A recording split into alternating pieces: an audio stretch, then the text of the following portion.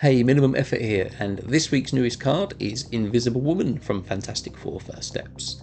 Her ability is Activate. This turn, your end of turn abilities happen twice. So far, I think she's a really good card. I've tested her in one deck, but it looks like she's going to have homes in High Evolution, and maybe a few other ones that can work well. But the deck I've put her in that has worked really well, as you can see, we've gone 9-1 with this deck. Is this one. It's kind of an Agent Venom Bast deck, where the targets for Invisible Woman are Havok, Thena, and Human Torch First Steps, because just getting that extra power on the board, thanks to those cards, is game winning. I had to do a little bit of testing with this deck just to get the balance right. There's a few cards in here that can be flexible, but I'm very happy with the majority of them. So let's run through the deck. So Ant-Man. Ant-Man's in this deck because where you're filling the lane with Human Torch First Steps, obviously you need cards in that lane that are going to have nice power as well. And it's not always guaranteed with this deck that you're going to get your scalers on the board. So I think having Ant-Man to go in the same lane as Human Torch First Steps is just a nice extra power boost. Plus, if Ant-Man gets boosted himself by Bast or Agent Venom, obviously he goes to 3 power, and then potentially he goes to 7 power. So I think that's a really nice mini scaler in a way, to put in that lane. Like I said, with Human Torch First Steps, that's good power for a 1-cost card. You could play the Hood instead, because obviously if the Hood gets hit by Bast or Agent Venom, you get a 1/3 Hood, and then you can play the Demon as well. But yeah, either of those choices I think are good in this slot. Bast, obviously key for getting the power of cards in your hand to 3. Sometimes you want to wait with Bast as well to get those really good targets. But if you can get Bast on turn 1 and you have excellent targets in hand, you're really off to a good start. So yeah, Bast is very good. Kitty Pryde, again, like you want to play Kitty Pryde as much as possible, or even if you get the boost from Bast to kind of give it a head start before you start playing it, that's really useful too. But yeah, Kitty Pryde can go very big in this deck, and obviously it's paired with Thena. I thought that'd be next, but it's Havok. Yes, Havok, very good in this deck. Getting that, like I say, the end of turn double boost from Invisible Woman First Steps. Havok on usually looking to play Havok on maybe like turn 5, so he goes to a 2/8. If you do that with the Invisible Woman proc, he goes to obviously to 2/12. But there are some games where you can play Havok on turn 4, because depending on your hand, you might know that you only have Kitty Pryde plus whatever you're drawing. So you know, because of the low cost of your cards, you're going to be able to play your cards from turn 4 onwards at a steady rate. So sometimes you can play Havok on turn 4 and he goes even bigger. So yeah, really like Havok in this deck. And then Thena, because yes, there are some games where you want to play all your cards and playing 2 cards a turn isn't enough. But I think more often than not, playing 2 cards is absolutely fine in this deck. So yeah, obviously it depends on what you've got. I think what you can do is you can play those 2 cards each turn until the last turn, because then by the last turn, whatever you've got in your hand, you should be able to do to put more power on the board than necessarily the +3 for Thena is. So yeah, you have to manage it sometimes, but yeah, Thena is obviously very worth it. If you can start playing Thena from turn 3 paired with Kitty Pryde and kind of keep those momentum of the curve going, Thena gets really big. So obviously yeah, we're looking to scale cards in this deck, and Thena is very good for that.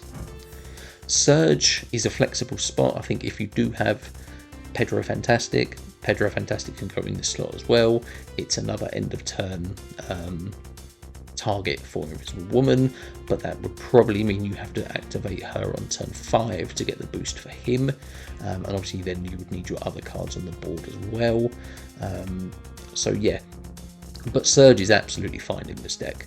Again, anytime you're getting your cards cheaper and more powerful, and because of the low cost of the cards in this deck, it means you can probably play those cards straight away. There's only a few cards in this deck that are like finishers, But yeah, so you've got a lot of targets for Surge, and you actually do get a lot of bonus power from her, which is really good. USA Gentleman. I really like USA Gentleman in this deck. He is potentially a finisher, like we talked about, because I don't think anyone's going to be expecting him, because we only have maximum 3 cost cards in this deck. You can wait to play USA Gentleman, US Agent, whatever his name is. Yeah, you can wait to play him for the final turns to see where he's going to be best to kind of get that power down. So yeah, really like him in this deck. Very flexible to kind of wait and see what you want to do, and has a really good effect on your opponent's cards. Agent Venom, of course, we would love to be playing Agent Venom on turn 2 every game. Actually reminds me of the Golden Gauntlet tournament where I played against an Agent Venom deck, and they hit Agent Venom on turn 2 almost every game, and if they didn't on turn 2, it was turn 3. So yeah, Agent Venom, very powerful card, really good in this deck. Sage, again, one of the finishers for this deck. You want to be playing Sage turn 6, and again, kind of holding off to see where you can play, where you can get the most power from Sage, can be really useful. And yeah, you can get really big power from Sage to win the game. Human Torch First Steps, obviously, if you can play them on turn 3, gives them that opportunity to build up their power, and then when you fill it, it can double. Yeah, it just goes nicely in this deck, and of course, the target for Invisible Woman, very good, gets extra power on the board, really useful. And yeah, Red Guardian. Red Guardian is the tech piece in this deck. Cosmo can often get in the way of something like a Sage if you played Cosmo early to kind of protect Thena or something like that. But then by the end of the game, by turn 6, you might think actually Sage would have been better in that lane. That was one of the kind of decks I was testing before I landed on this one. But yeah, no, switch to Red Guardian. He's been really good. There are a lot of targets out there that are good for Red Guardian, even on turn 3. So yeah, really good card to have, and very useful. And then yeah, Invisible Woman, fantastic 4 First Steps. Yeah, like I say, getting that activate, getting those extra power for those key cards is game winning. So yeah, she is very good in this deck, and I think she's going to be a really, really strong card going forward in Marvel Snap. So yeah, this is the deck. Please enjoy these gameplay highlights. Like I say, we've got a lot of wins here, so it's really good to see. And yeah, please remember to subscribe to the channel. Bring you at least one video every week, multiple decks, and this one's really competitive, so yeah, really give it a try. Let me know how you get on. Yeah, please remember to subscribe to the channel so you don't miss out on any more decks. So yeah, enjoy these gameplay highlights. Give the deck a try. Cheers, good luck. Sage, Bast and Havok. That's a pretty good start in the hand. Even a rock isn't bad if it's got 3 power on 1/3. That's not bad. That's not bad. Makari for our opponents. Utopia. Yep, we don't mind that at all. So yeah, we will put Human Torch First Steps out now. And yeah, let's play the mid. We know, okay, so we've got Sage and we've got Havok as potential scalers. And obviously left we want to put cards into to help fill this. Ongoing, we have Ant-Man and USA Gentleman as our 2 ongoing cards, but they are not in our hand. So I think we Surge. We don't mind playing Surge. Surge and a rock. That's fine. Invisible Woman First Steps for them. So yeah, they need to put more cards left. We might just forgo left because we're looking pretty good in our other locations. Okay.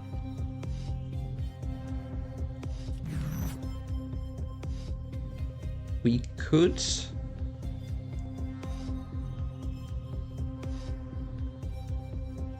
Yeah, we Havok this turn, and the reason for that is we're getting the Sage discount on something, and if it's a 2 cost card of which we have 3 in our deck, that's fine. And we have a red Guardian that will go down to 2 cost. So I don't mind that at all. And we're putting Havok in a different lane to Human Torch first steps, because then they will be our 2 scalers. Plus we've got Sage as well.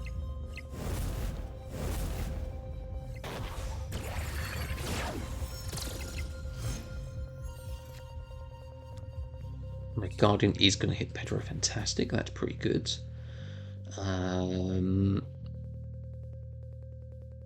We can hold off on Sage and see where he's going to be best to play. And then, yeah, obviously we activate Sue Storm next turn.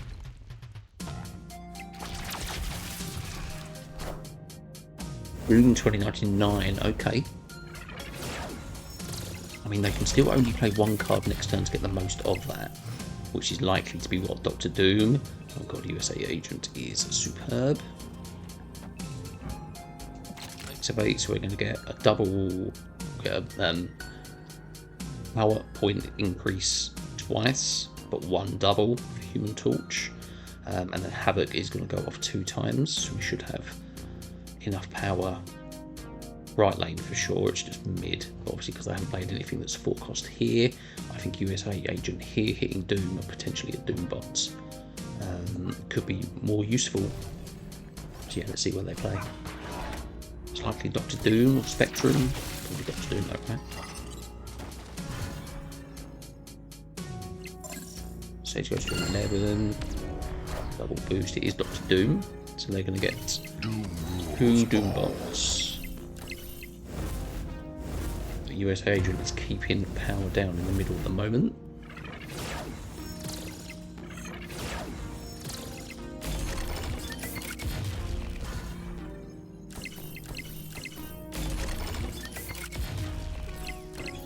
Yeah. Very, very nice. Yeah, obviously we didn't want to compete left, that was fine. We had enough cards to play out on our 2 lanes here. And yeah, lots and lots of power. So yeah, really good. Yeah, USA Agent is proving, I think he's making a big difference in these decks, like this flexible option. So yeah, really like USA Agent here. Cool. Okay, cool. We have Surge, Bast, and Human Torch first steps. Surge getting out on turn 1 is pretty good, and that gives us another turn for Bast to get another good target. Merlin for our opponent.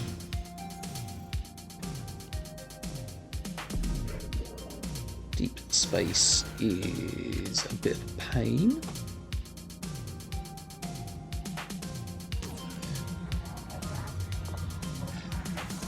Yeah. Again, we don't need to Bast yet. And yeah, we need to kind of. Okay, we played Polymorph into Deep Space, Black Knight.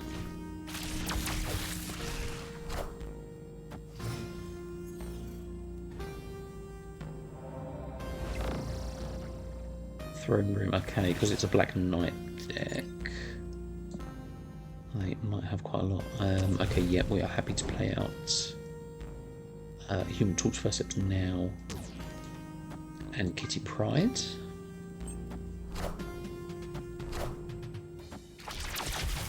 We basically just want to scale in these left and right lanes. Thena, that's a shame. Which means we're probably looking for Kitty to get really big, or Havok maybe to go in the left lane. US Agent, again, it depends what cards they put down. Which means we don't really want to play Bast. So let's just play Kitty Pryde.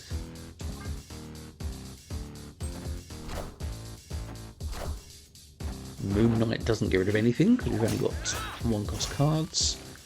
And they got rid of, was that the Ghost Rider? Yes. Decent.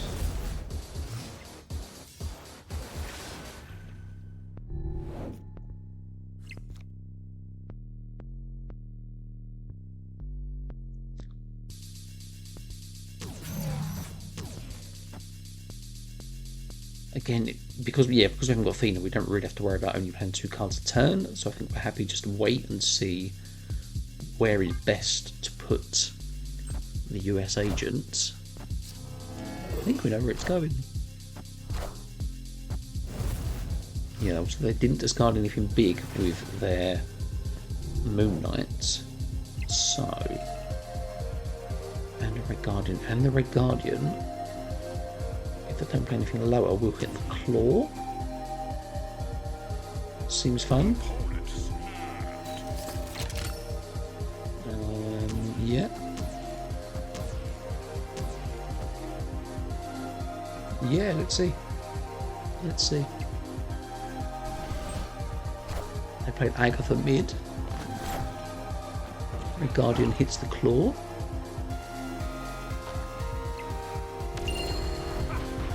US Agents. It takes out the Claw. Perfect. Kitty Pryde goes right. Cheeky little Bast in the middle. Lovely. Yeah, cool. Obviously they had Agatha. They were looking to get rid of her. Victory. But yeah, we had to have these cards to win, basically. So yeah, cool. Nice win. Havok, Thena, and US Agents. Drawing a card's good for us. We need Draw, Surge, and Ant-Man. So yeah, we're happy to play Ant-Man. So, Havok and US Agents, or USA Gentleman. We want to hold them till later to see where is best to play them. So I think we play Surge this turn. Our Lady of Saints. Again, we need to be a bit careful of. We can do Surge, and then next turn we can potentially play Bast into Thena. Get Havok boosted already. That is Morbius. If we do pull Red Guardian, that would be a good hit. We do not pull Red Guardian. Aunt May's is good though. She's going to be better. We're just worried about filling. I think we're going to do...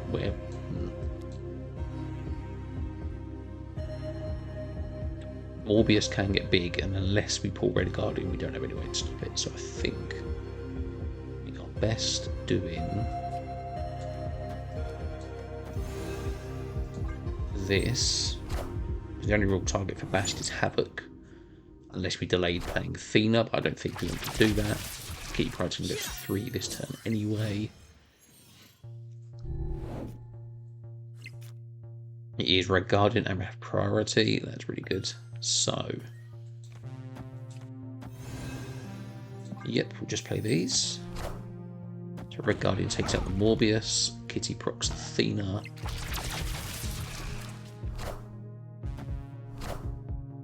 Dracula. Okay, oh, that went mid. Okay, yeah, so we don't mind that. We know that we don't necessarily need to play mid because we are worried about filling as well. The only 4-cost card above they played is Dracula. They haven't discarded anything yet though. So they're looking to maybe Modok this turn. So yeah, I think we just need to focus on left and right. So let's get a bit of power there.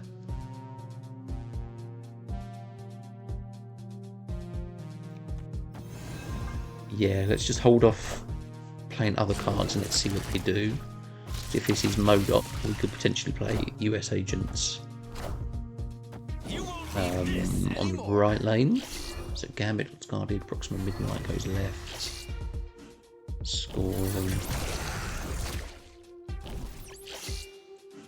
And Apocalypse. Okay, so yeah, Dracula we don't need to deal with.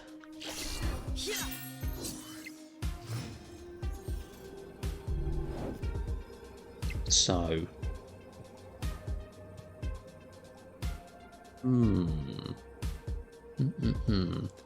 so this is gonna go to 8 power. Yeah.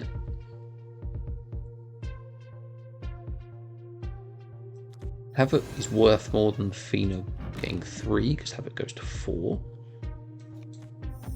And then we play USA Gentleman and Kitty Pryde right. Yeah, maybe. Let's see. Obviously, they want to leave something for Dracula. They move the Meek. It's Scorn. Blade discards the Apoc. How big are they right? 16.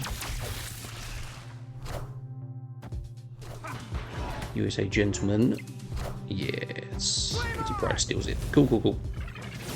Even with the Dracula discard for Apocalypse. They don't do anything right lane. So yeah, cool. Red Guardian, super useful for us there, taking out the Morbius. And yeah, focusing on the left and right lanes, it works out very nicely. Potentially we could have... I'm just thinking about the scalers basically in this deck. Obviously we've got 29 power there. We didn't know they were going to move Meek and what they were going to try and do. But yeah, we could have potentially put Havok into this lane. It's only one more power.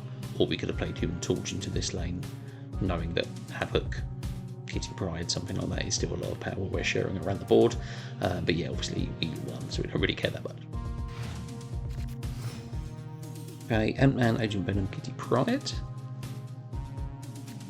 Looking at. Yeah, let's get Kitty Pryde going. Ant-Man we can hold off if that's not a bad late play. Clear is now painted. We do not want Clear the spells to be hitting Kitty Pryde. Agent Venom is decent power. Is there anything we can put into Luke's bar that's going to be good for us? Probably not. So Agent Venom right.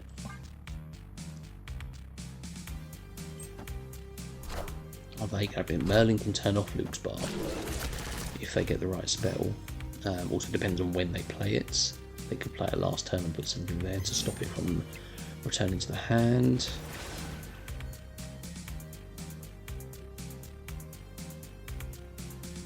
I think we're happy.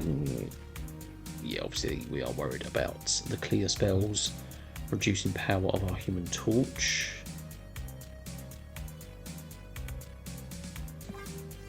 But we can play, we've got Havok, we can play in that lane, potentially Sage. Ant-Man, obviously we've got cheap cards to try and fill the lane.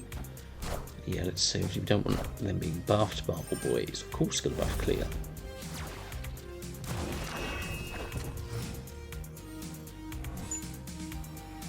Plus one energy. Might be better for them than for us because it gives them spells.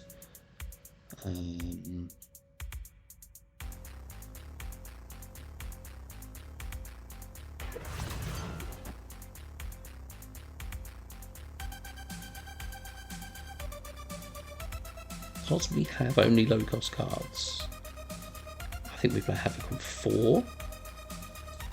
We're going to Ant-Man and we're going to Kitty Pryde. Just because we're expecting them to play something here. If it is the Flames of 14, it is going to hit Human Torch because they have priority.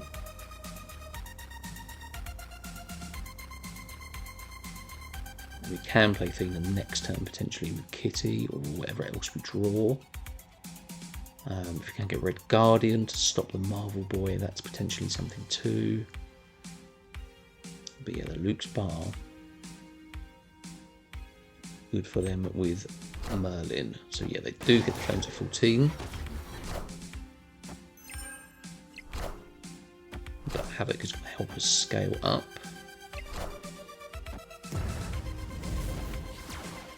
He's going to claw back the points.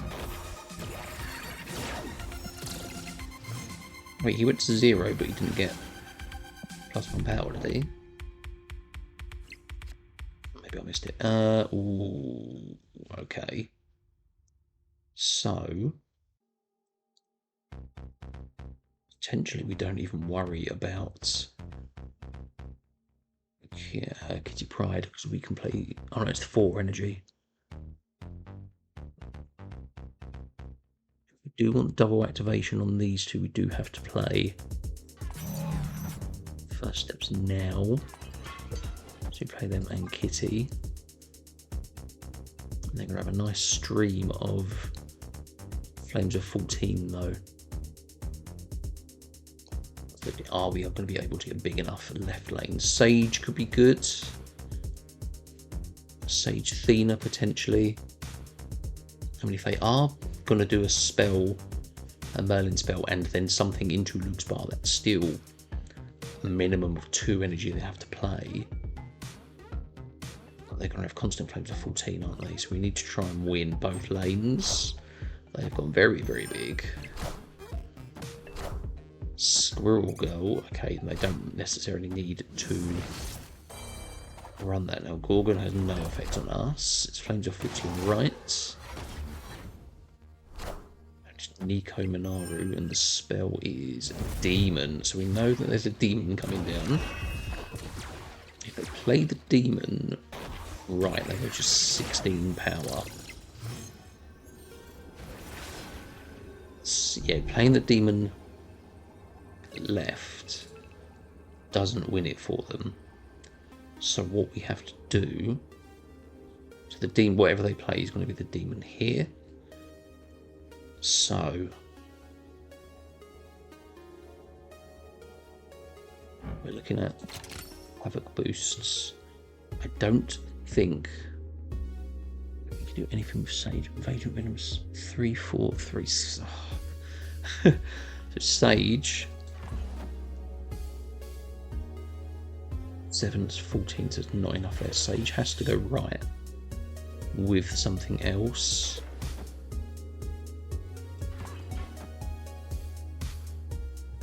I don't think we can do it. Okay, whatever they play is going to be the 6 demon there, right? So we can't. We have to beat 6 in this lane. But because we've got 3s and 4s, we're relying on the Havok doing it. So yeah, I think we have to do this anyway. Obviously, we're not going to get an Ant-Man boost. It's just a polymorph, which doesn't become a demon because it's been banished. They played their own Sage.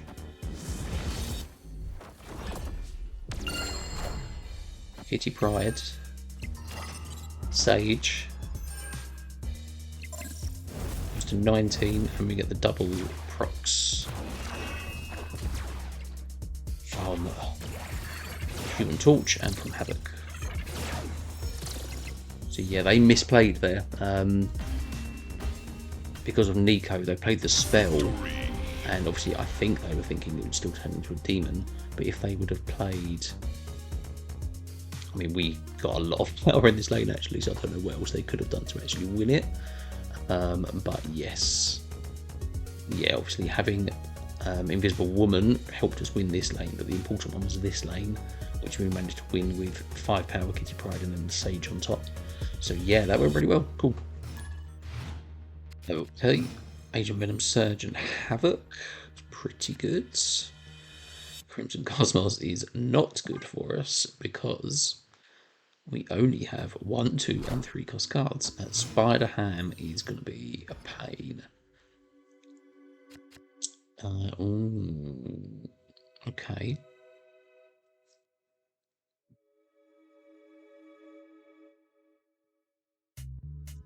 What do we need? I think we need 2. Do we need 2 Thenas?